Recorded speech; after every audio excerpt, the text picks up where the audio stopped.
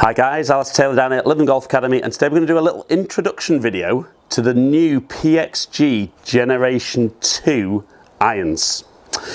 So, PXG, for any of you guys who kind of aren't aware of PXG as a company, still a very new company to golf, but really kind of changed the game a little bit in the sense that where a lot of manufacturers over the last few years have possibly been going a little bit lower price point with clubs, PXG came in and said they're going to spare no expense on R&D, manufacturing processes, and the materials involved in making their golf clubs.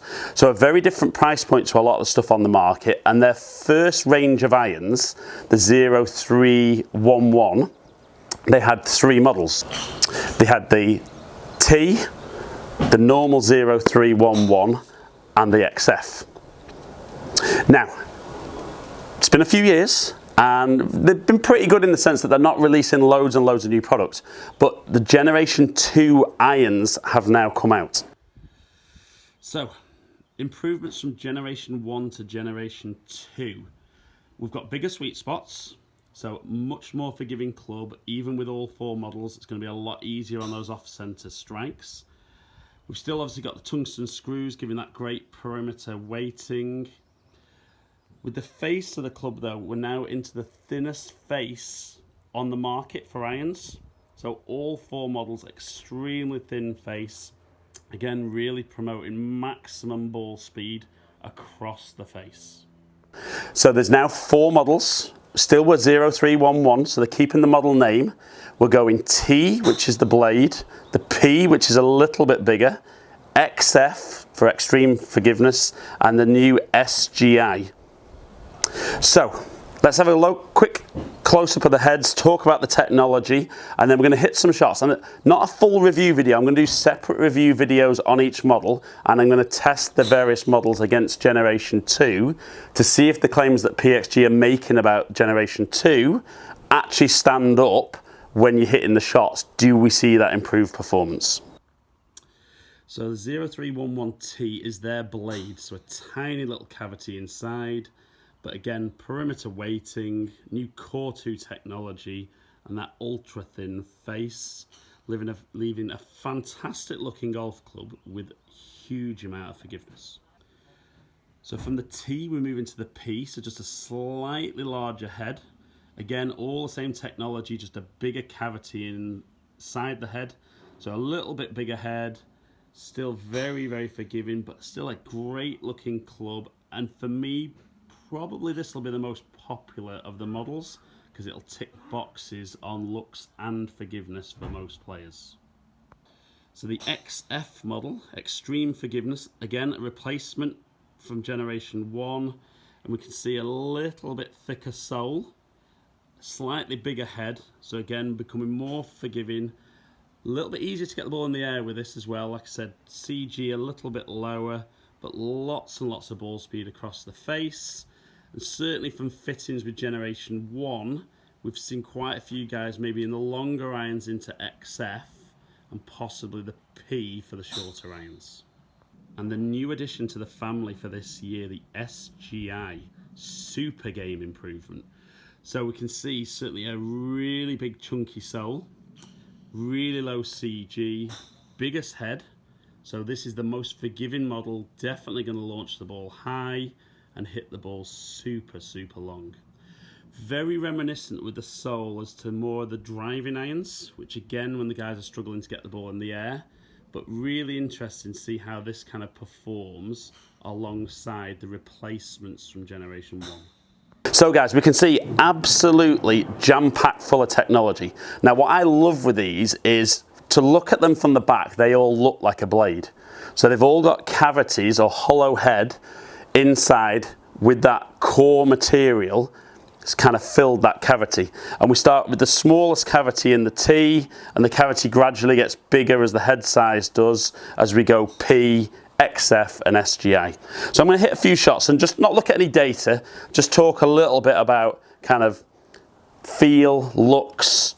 So I'm going to start off with the T, and we can see behind the ball, very compact, just looks like a blade.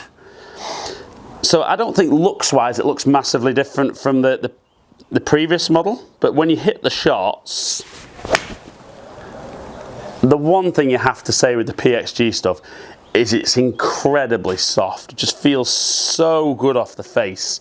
And I think, you know, particularly good players do go for the blades and go for the forged product. And I think the challenge sometimes is some of the guys in the very, very forgiving irons feel that they have to sacrifice that feel. So very often it's a cast club, much harder off the face. And I think as you work through the range here, the feel should almost be identical. So, yeah, I mean the T, just considering it is a genuine blade, just very, very forgiveness. So I'm just going to swap the heads over, and as we move into the P, as we pop the club down behind the ball, it's a little bit bigger. I still think it's a good looking golf club and certainly something that would fit my eye. And certainly for me, oof, yes. I think if I was going for a set of these, which I may well do, still not decided on irons for this year. I think I really like the tees, but I think maybe as I get into those longer irons, the little bit more forgiveness that the P offers. But still incredibly soft. And my separate review videos are going to be coming very, very shortly over the next few days with these. So we're going to switch from, take the P head off and go into the XF. And I think when I'm hitting the shots, I don't notice any real big difference from the previous models. But when we get on the launch models, that's where we should see that difference. So moving into the XF, I mean, again, noticeably thicker sole, slightly bigger head, a little bit more chunky. I still don't think, for a very, very forgiving iron, don't think it's an ugly iron at all. Slightly thicker top line. Again, I think that'll appeal to a lot of guys. But the nice thing for me is they just feel the same. As you hit the shots, it's not noticeable as I'm striking those shots that suddenly the more forgiving one feels less good. Just so soft. And I really do like those. So that's XF. So the theory is those first three models, very, very similar. But it's this new model that I think, for me, is probably the most interesting. So pop that head off there. So like I said, I think a lot of similarities with the driving iron, really big thick sole, and certainly as you pop the club down behind the ball, you can almost see that the back of the sole. Now, I don't know that that'll be everyone's cup of tea, but I do think if you're somebody who really, really struggles getting the ball in the air, this is definitely something that should get the ball up a lot quicker. Again, yeah, that is great. Really good. And kind of nice and powerful. You know, the ball feels quick off the face, even though these are soft. And like I said, it'd be very interesting when we look at Generation 1 and Generation 2 side by side. But that is incredibly easy to hit. So, like I said, this is just more of an introduction to the Generation 2 irons from PXG. 4 different models, aimed very much at different characteristics as to how you guys deliver the club. Obviously, as a price point, they're not going to be for everybody. But there is that argument that if you're fitted correctly for a set of irons, that you shouldn't need to be chopping and changing on a regular basis. So if you were looking at a set of these over a good number of years, I still think it works out as decent value. Whereas maybe with other manufacturers, you might be chopping and changing. PXG have always been very big that if they find something from a manufacturing process that's really going to be a game changer for them, they will bring something new out. But they're not bothered about having equipment each year that's brand new to come out. So I think this product's good. Like I said, a little introduction on the 4 new models. Going to have the individual videos coming very, very shortly.